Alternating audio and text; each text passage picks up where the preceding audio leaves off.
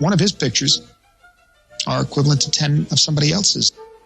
You know, you go to movies to be involved in the picture, to get a sense. I want to lose myself up in that screen for a few hours and, in a sense, know what it's like to be human.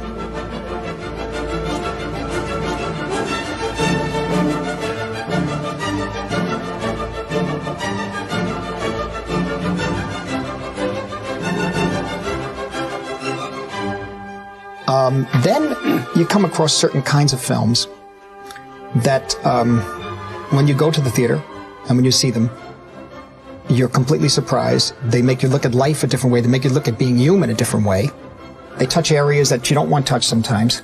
It's provoke you. And then there's that rarest of films where when you see it continually over years, 10, 15, 20, 30, 40 years, you still see more in it. And what's even better is that if you're making pictures, you go back to this well, this source, for A, inspiration, and B, maybe it should be A, is to learn how to make pictures. To learn, and remember when you get tired, especially if you make 10 or 12 films in your life, and you get tired, you say, why, how can I get that better? What can I do? You look at that source, you look at that inspiration, you say, well, Kubrick wouldn't let it stay this way. Yeah. He would have changed that angle. He would have worked it out. He would have tried to figure out getting more time to shoot the scene this way or that way. He would have really seen it to its end. Yeah. And for that inspiration, I must say, it's looking at his films. And there's many ways I look at his films besides on a big screen. I like watching them on television. I like watching with the sound off.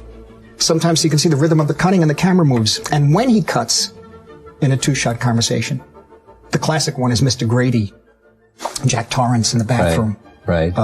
Crossing the invisible line with the red background. Yeah. The cuts. And when he destroys the invisible line, and when the shot gets tighter, on which line of dialogue?